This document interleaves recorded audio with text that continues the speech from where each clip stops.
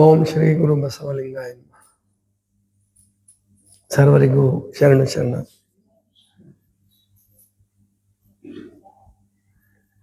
ಭೂಮಿ ನಿನ್ನದಲ್ಲ, ಹೇಮ ನಿನ್ನದಲ್ಲ, ಕಾಮಿನಿ ನಿನ್ನವಳಲ್ಲ. ಇವು ಜಗಕ್ಕಿಕ್ಕಿದ ವಿಧಿ, ನಿನ್ನೊಡವೆ ಎಂಬುದು ಜ್ಞಾನರತ್ನ. ಅಂತಪ್ಪ ದಿವ್ಯರತ್ನವ ಕೆಡಗೊಡದೆ, ಆ ರತ್ನವ ನೀನು ಅಲಂಕರಿಸಿದೆಯಾದಡೆ, ನಮ್ಮ ಗುಹೇಶ್ವರ ಲಿಂಗದಲ್ಲಿ ನಿನ್ನಿಂದ ಬಿಟ್ಟು ಸಿರಿವಂತರಾರಿಲ್ಲ ಕಾಣ ಎಲೆ ಮನವೇ. ಇದು ಅಲ್ಲಮ ಪ್ರಭುಗಳ ಒಂದು ಪ್ರಸಿದ್ಧವಾದ ವಚನ ಮತ್ತು ಸುಲಭವಾಗಿ ತಿಳಿಯುವ ವಚನ. ಆದರೆ ಇಲ್ಲಿ ಒಂದು ತಪ್ಪು ತಿಳ್ಕೊಳ್ಳೋ ಸಾಧ್ಯತೆ ಇದೆ. ಭೂಮಿ ನಿನ್ನದಲ್ಲ, ಹೇಮ ನಿನ್ನದಲ್ಲ, ಕಾಮಿನಿ ನಿನ್ನವಳಲ್ಲ. ಇವು ಜಗಕ್ಕಿಕ್ಕಿದ ವಿಧಿ. ವಿಧಿ ಅಂದ ಕೂಡಲೇ ಎಲ್ರಿಗೂ ಕಲ್ಪನೆ ಬರೋದು ಒಳ್ಳೇದ ಕೆಟ್ಟದ್ದ? ಕೆಟ್ಟದ್ದೇ ಕಲ್ಪನೆ ಬರುತ್ತೆ. ಇದು ಸಾಮಾನ್ಯ ಜಗಳ ಆಡುವಾಗ ಗಂಡ ಹೆಂಡ್ತಿರು ಬೈತಿರ್ತಾರೆ, ಏನು ಗಂಟು ಬಿದ್ದು ಇದಿ ನನಗೆ. ಆಮೇಲೆ ಗಂಡನಿಗೆ ಹೆಂಡತಿ ಹೇಳ್ತಿರ್ತಾರೆ, ಹೆಂಡತಿ ಗಂಡನಿಗೆ ಹೇಳ್ತಾರೆ, ಇಬ್ರು ಮೆಚ್ಚೆ ಮದುವೆ ಆಗಿರ್ತಾರೆ. ಆದ್ರೆ ಒಂದು 4-5 ವರ್ಷದಲ್ಲಿ ವಿಧಿಯಾಗಿ ಕಾಡ್ತೀವಿ, ಇದಿ ಗಂಟು ಬಿದ್ದಿಯಲ್ಲ ಅನ್ನಂಗೆ ಆಗತ್ತೆ.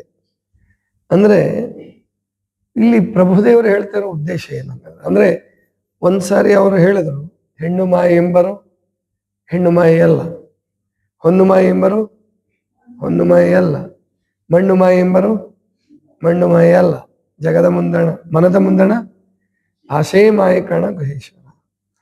ಮತ್ತು ಅಲ್ಲಿ ಹೆಣ್ಣು ಹೊನ್ನು ಮಣ್ಣು ಮಾಯೆ ಅಲ್ಲ ಅಂತ ಹೇಳಿದವರು, ಇಲ್ಲಿ ಇವು ಜಗಕ್ಕಿಕ್ಕಿದ ವಿಧಿ ಅಂತ ಹೇಳ್ತಾರಲ್ಲ. ವಿಧಿ ಅಂದ್ರೆ ಕೆಟ್ಟದ್ದು ಅಂತ ತಗೋಬಾರ್ದು. ಪ್ರಭುದೇವರು ತಮ್ಮ ಮನಸ್ಸಿಗೆ ಬುದ್ಧಿ ಹೇಳ್ಕೊಳ್ತಾ ಇದ್ದಾರೆ. ನೀನು ಈ 3ರಲ್ಲಿ ಸಿಕ್ಕು ನಿನ್ನ ಜೀವನವನ್ನ ವಿಧಿಗೆ ವಶ ಮಾಡ್ಕೋಬೇಡ. ನಿನ್ನೊಡವೆ ಎಂಬುದು ಜ್ಞಾನರತ್ನ.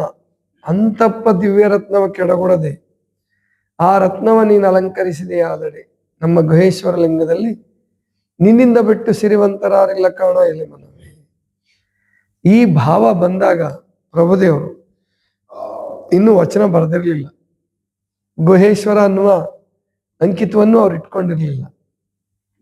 ಯಾಕಂದ್ರೆ ಅವರು ಬಳ್ಳಿಗಾವಿಯನ್ನು ಬಿಟ್ಟು ಹೊರಡುವಾಗ ಅಥವಾ ಬನವಾಸಿಯನ್ನು ಬಿಟ್ಟು ಹೊರಡುವಾಗ, ಯಾವುದೋ ಕಾರಣಕ್ಕೆ ಬಳ್ಳಿಗಾವಿಯಲ್ಲಿ ಹುಟ್ಟಿದ್ರು, ಬನವಾಸಿಯಲ್ಲಿ ಬಂದ್ರು ಅಂತ ಕಾಣುತ್ತೆ. ಬನವಾಸಿಯಲ್ಲಿ ಕೆಲವು ದಿವಸ ಇದ್ದಾರೆ ಪ್ರಭುದೇವರು. ಆಮೇಲೆ ಅಲ್ಲಮ 18-20 ವರ್ಷದ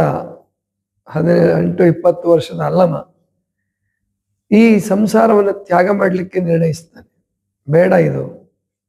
ಆವಾಗ ಆವಾಗ ಬಂದಿರುವ ಭಾವನೆಯನ್ನ ಅವರು ಕಲ್ಯಾಣಕ್ಕೆ ಬಂದ ಮೇಲೆ ವಚನ ರೂಪಕ್ಕೆ ಇಳಿಸಿ ಬರೆದಿದ್ದಾರೆ. ಇದು ಬಹಳ ವಿಶೇಷ, ನಾವು ಗಮನಿಸ್ಬೇಕಾದ್ದು. ಶರಣರು ವಚನಗಳನ್ನ ಆ ಭಾವನೆ ಬಂದ ಕೂಡಲೇ ಬರೆದಿಟ್ಟಿದ್ದಾರೆ ಅಂತ ಹೇಳಲಿಕ್ಕೂ ಬರಲ್ಲ. ಯಾಕಂದ್ರೆ ವಚನಾಂಕಿತಗಳನ್ನ ಇಟ್ಟುಕೊಳ್ಳುವ ಒಂದು ಸಂದರ್ಭ, ಆಮೇಲೆ ವಚನಗಳನ್ನ ಹೀಗೆ ಬರಿಬೇಕು, ಇದನ್ನು ಸಂಗ್ರಹಿಸಬೇಕು ಅಂದಾಗ ಬಸವಣ್ಣವರಾದಿಯಾಗಿ ಅನೇಕ ಜನ ಶರಣರು ತಮ್ಮ ಹಿಂದಿನ ಮನೋಭಾವನೆಗಳನ್ನು ಕೂಡ ವಚನೀಕರಿಸಿ ಬರೆದ ಹಾಗೆ ಕಾಣುತ್ತೆ. ಅದನ್ನು ವಚನದ ಮೂಸೆಯಲ್ಲಿ ಕರಗಿಸಿ ಮತ್ತೆ ಅದನ್ನು ಆಭರಣ ಮಾಡಿ ಇಟ್ಟಿದ್ದಾರೆ. ಯಾಕೆಂದ್ರೆ ಭಾವನೆಗಳು ಅದು ಸತ್ಯವಾಗಿ ಗೋಚರ ಆಗಬೇಕು. ಒಂದು ಧರ್ಮ, ಹೊಸ ಧರ್ಮ ಕೊಡುವಾಗ ಆ ಹೊಸ ಧರ್ಮ ಅನ್ನುವಂಥದ್ದು ಕೇವಲ ಜಡವಾದ ಒಂದು ವಸ್ತು ರೀತಿಯಲ್ಲಿ ಅಥವಾ ಸಂಕುಚಿತ ರೀತಿಯಲ್ಲಿ ಇರಬಾರದು ಅಂತಕ್ಕಂಥದ್ದು ಶರಣರ ಉದ್ದೇಶ ಆಗಿತ್ತು. ಪರಮಾತ್ಮನ ಉದ್ದೇಶವೂ ಹಾಗೆ ಆಗಿದೆ. ಅದಕ್ಕೆ ಎಲ್ಲಾ ಧರ್ಮಕರ್ತೃಗಳು ಕೂಡ ತಮ್ಮ ಹಿಂದಿನ ಧರ್ಮದ ಪ್ರಭಾವವನ್ನ ಯಾರೂ ಅಲ್ಲಗಳೆದು ಸಂಪೂರ್ಣವಾಗಿ ನಾಶ ಮಾಡಬೇಕು ಅನ್ನುವಂತಹ ಮಾತು ಭಾರತೀಯ ಪ್ರವಾದಿಗಳಲ್ಲಿ ಬರಲ್ಲ. ಅಷ್ಟೇ ಅಲ್ಲ, ಕ್ರೈಸ್ತರಲ್ಲೂ ಕೂಡ ಬಂದಿಲ್ಲ. ಇಸ್ಲಾಮಲ್ಲೂ ಕೂಡ ಹಳೆಯ ಪದ್ಧತಿಗಳನ್ನು ಉಳಿಸ್ಕೊಂಡಿದ್ದಾರೆ. ಹಳೆಯ ಹೆಸರುಗಳು ಇಡೋ ಪದ್ಧತಿಯನ್ನು ಉಳಿಸ್ಕೊಂಡಿದ್ದಾರೆ.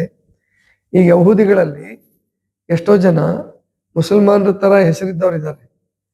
ಅಲ್ಲಿ ಒಬ್ಬ ವಿದೇಶಾಂಗ ಮಂತ್ರಿನೇ ಆರೋಪ ಇದ್ದ ಜಮೀರ್ ಅಂತ ಹೇಳಿ, ಅದು ಮುಸಲ್ಮಾನ್ ಹೆಸರು ಜಮೀರ್ ಅನ್ನೋದು. ಅಂದ್ರೆ ಮುಸಲ್ಮಾನ್ ಧರ್ಮಕ್ಕೆ ಯಹೂದಿ ಧರ್ಮದ ಪ್ರಭಾವ ಇದೆ.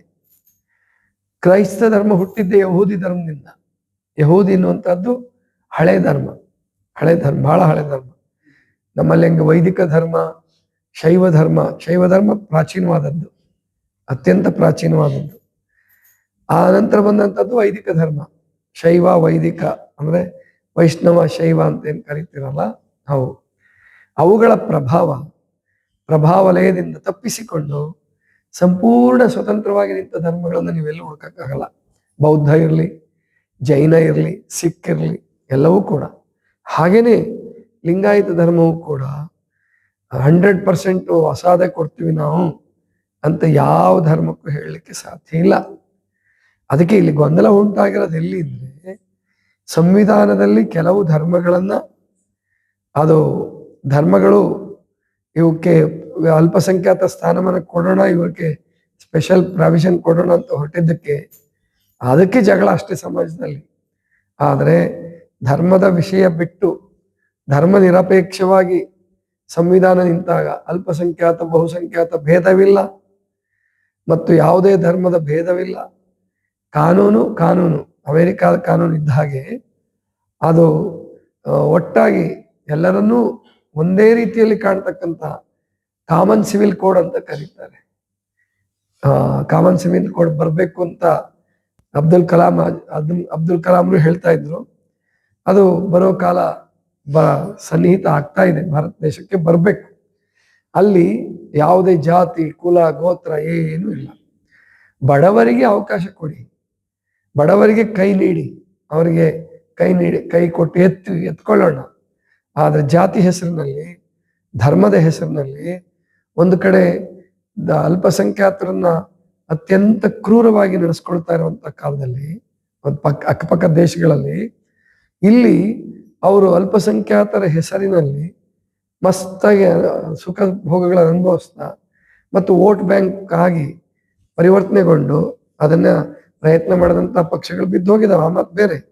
ಆದರೆ ಈ ತರ ಇದ್ರೆ ಅದು ಒಳ್ಳೇದಲ್ಲ.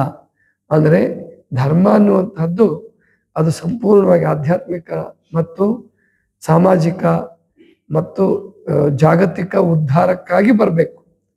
ಆಯಾ ಜನರ ಉದ್ಧಾರಕ್ಕಾಗಿ ಧರ್ಮ ಇರಬೇಕು. ಸರ್ಕಾರ ಧರ್ಮಗಳ ವಿಷಯಕ್ಕೆ ಹೋಗದೆ ಇರೋದೇ ಒಳ್ಳೇದು. ಧರ್ಮದ ವಿಷಯ ಸರ್ಕಾರ ತಗೊಂಡು ಕೆಲವ್ರನ್ನ ಮೇಲೆತ್ತೋಕೆ ಹೊರಟಾಗ್ಲೇ ಈ ಘರ್ಷಣೆಗಳು, ಈ ಅಸಮಾನತೆ ಇನ್ನೂ ಜಾಸ್ತಿ ಆಗ್ತಾ ಇದೆ.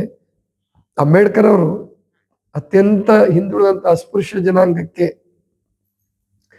ಪ್ರಾಶಸ್ತ್ಯ ಕೊಟ್ಟು ಅವ್ರನ್ನ ಮೇಲೆತ್ತಬೇಕು ಅನ್ನೋ ಉದ್ದೇಶ ಒಂದೇ ಇದ್ದಿದ್ದಷ್ಟೇ. ಆದ್ರೆ ಅದು ವೋಟ್ ಬ್ಯಾಂಕ್ ಆಗಿ ದುರುಪಯೋಗ ಆಗ್ತಾ ಇರೋದ್ರಿಂದ ಭಾರತದಲ್ಲಿ ಸಮಸ್ಯೆಗಳು ಉಂಟಾಗ್ತಾ ಇದೆ. ಆದಷ್ಟು ಬೇಗ ಅದಕ್ಕೆ ತೆರೆ ಬೀಳ್ಬೇಕು. ಆವಾಗ ಯಾವುದೋ ಒಂದು ಸ್ವತಂತ್ರ ಧರ್ಮ, ಕೆಲವು ಸ್ವತಂತ್ರ ಧರ್ಮ ಅಲ್ಲ, ಇದು ಬರಬಾರ್ದು. ಅದಕ್ಕೆ ಒಂದು ಧರ್ಮ ಇನ್ನೊಂದು ಧರ್ಮದಿಂದ ಏನಾದರೂ ಕೊಡೋದು ಇದ್ದೇ ಇರ್ತದೆ. ಸಂಪೂರ್ಣವಾಗಿ ಸ್ವತಂತ್ರ ಧರ್ಮ ಅಂತ ಈ ಜಗತ್ತಿನಲ್ಲಿ ಯಾವುದೂ ಇಲ್ಲ. ಹಾಗೇನೆ ನಮ್ಮ ಧರ್ಮದ ಮೇಲೆ ಶೈವ ಧರ್ಮದ ಪ್ರಭಾವ ಬೀರಿರ್ತಕ್ಕಂಥದ್ದನ್ನ ಶರಣರು ಮುಚ್ಚಿಟ್ಟಿಲ್ಲ. ಅವ್ರಿಗೆ ಗೊತ್ತಿದೆ ಸ್ವತಂತ್ರ ಧರ್ಮವನ್ನು ಕೊಡ್ತಾ ಇದ್ದೀವಿ ಅಂತ ಗೊತ್ತಿದೆ. ಆದರೂ ಕೂಡ ಬಾಲ್ಯಾವಸ್ಥೆಯಲ್ಲಿ ಅವರು ಏನು ಧರ್ಮವನ್ನ ಕಟ್ಟುವಾಗ ಅವ್ರಿಗೆ ಯಾವ ಭಾವನೆಗಳಿತ್ತು, ಕೈಲಾಸದ ಮನೋಭಾವನೆ ಇತ್ತು, ಅವೆಲ್ಲವನ್ನೂ ಕೂಡ ಮತ್ತೆ ವಚನಗಳ ರೂಪದಲ್ಲಿ ಬರೆದಿಟ್ಟಿದ್ದಾರೆ, ಅಂಕಿತವನ್ನ ಹಾಕಿಟ್ಟಿದ್ದಾರೆ. ಅಲ್ಲಿ ನಾವು ಭೇದವನ್ನ ಎಣಿಸುವ ಅಗತ್ಯ ಇಲ್ಲ. ಅರ್ಥ ಮಾಡ್ಕೊಳ್ತಕ್ಕಂತಹದ್ದೇ ಹೊರತು ಅದು ಆ ವಚನಗಳನ್ನೆಲ್ಲ ತೆಗೆದಾಕ್ಬಿಡೋಣ, ಆ ವಚನ ಹೇಳಬಾರ್ದು, ಅಸ್ಪೃಶ್ಯ ತರ ಕಾಣಬೇಕು ಅಂತ ವಚನಗಳನ್ನ, ಅದು ತಪ್ಪು ಕಲ್ಪನೆ. ಯಾಕಂದ್ರೆ ಅಂತವ್ರಿಗೆ ಭಕ್ತಿ ಶೂನ್ಯರಾಗ್ಬಿಡ್ತಾರ ಅವ್ರು. ಯಾವುದೇ ಒಬ್ಬ ಹುಡುಗ ಅವನು ಯುವಕನಾಗಿ MA PhD ಮಾಡ್ಬೇಕಾದ್ರೆ ಅವನು ಬರ್ಬೇಕಾದ್ದು ಅಂಗನವಾಡಿಯಿಂದನೇ, ಶಿಶು ವಿಹಾರದಿಂದನೇ, ಅಲ್ಲಿಂದನೇ ಬರ್ಬೇಕಾಗತ್ತೆ. ಆದ್ರಿಂದ ನಾವಿಲ್ಲಿ ತಿಳ್ಕೋಬೇಕು, ಆ ಶೈವ ಧರ್ಮದ ಪ್ರಭಾವ ಇದ್ದೇ ಇತ್ತು. ಪ್ರಭುದೇವರು ಆವಾಗ ಆ ಭಾವನೆಯಿಂದ ಮನೆ ಬಿಡ್ತಾರೆ, ಅಂದ್ರೆ ಮನಸ್ಸಿಗೆ ಹೇಳ್ಕೊಂತಾರೆ. ಆದ್ರೆ ಈ ವಚನವನ್ನು ಆವಾಗ ಬರ್ದಿಲ್ಲ ಅಂತ ನನ್ನ ಭಾವನೆ. ಅಂದ್ರೆ ಭೂಮಿ ನಿನ್ನದಲ್ಲ, ಹೇಮ ನಿನ್ನದಲ್ಲ, ಕಾಮಿನಿ ನಿನ್ನವಳಲ್ಲ, ಇವು ಜಗಕ್ಕಿಕ್ಕಿದ ವಿಧಿ. ಈ ವಿಧಿ ಬಗ್ಗೆ ಸ್ವಲ್ಪ ತಿಳ್ಕೊಬೇಕು ನೀವು. ವಿಧಿ ಅಂದ್ರೆ ಸಾವು ಅಂತ ಅರ್ಥ ಮಾಡ್ತಾರೆ ಕೆಲವರು. ವಿಧಿ ಅಂದ್ರೆ ಕೆಟ್ಟದ್ದು ಅಂತ ಅರ್ಥ ಮಾಡ್ತಾರೆ. ವಿಧಿ ಅಂದ್ರೆ ಕೆಟ್ಟದ್ದು ಅಂತಲ್ಲ. ವಿಧಿ ಅಂದ್ರೆ ನಿಯಮ ಅಂತ ಅರ್ಥ. ನಿಯತಿ, ನಿಯಮ, ಅನುಚ್ಛೇದ, ಆರ್ಟಿಕಲ್ ಅಂತ ಏನು ಸಂವಿಧಾನದಲ್ಲಿ ಇದೆಯಲ್ಲ, ಅದಕ್ಕೆ ವಿಧಿ ಅಂತ ಕರೆದಿದ್ದಾರೆ. ಸಂವಿಧಾನದ ಅನುಚ್ಛೇದಗಳು ಕೂಡ ಆರ್ಟಿಕಲ್ಸ್ಗೆ ವಿಧಿ ಅಂತಾನೆ ಹೇಳಿದ್ದಾರೆ.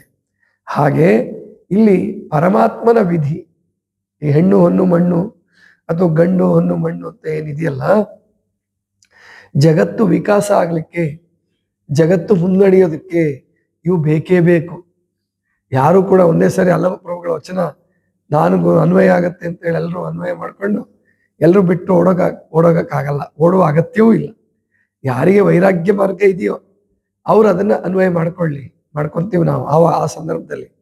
ಆದ್ರೆ ಈ ಮಣ್ಣನ್ನೇ ಸರಿಯಾಗಿ ಬಳಸಿಕೊಂಡು ಪರಮಾತ್ಮನ ಆಲಯವನ್ನಾಗಿ ಪರಿವರ್ತಿಸಬೇಕು ಮಣ್ಣನ್ನ. ಹೊನ್ನನ್ನ ಪರಮಾತ್ಮನ ಕರೆನ್ಸಿಯಾಗಿ, ಪರಮಾತ್ಮನ ದೈವಿ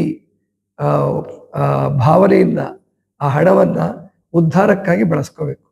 ಹೆಣ್ಣನ್ನ ತಾಯಿಯಾಗಿ, ಸಹೋದರಿಯಾಗಿ, ಗುರುವಾಗಿ ನೋಡ್ಲಿಕ್ಕೂ ಬರುತ್ತೆ.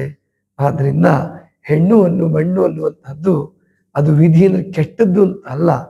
ಅದಕ್ಕೆ ಮೋಳಿಗೆ ಮಾರಯ್ಯನವರು ಒಂದು ವಚನದಾಗ ಹೇಳ್ತಾರೆ, ನೀನು ಪರಮಾತ್ಮನನ್ನ ಮುಟ್ಬೇಕಾದ್ರೆ ಹೆಣ್ಣು ಅನ್ನು ಮಣ್ಣೆಂಬ ಸನ್ನೆಗಟ್ಟಿಗೆ ಹಾಯಲೇಬೇಕು.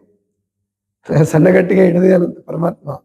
ಸನ್ನೆಗಟ್ಟಿಗೆ ಅಂದ್ರೆ ಗುರಿ ಮುಟ್ಟಿಸ್ತಕ್ಕಂಥ ಕೋಲು, ಅದನ್ನು ಹಿಡಿಲೇಬೇಕು ನೀನು.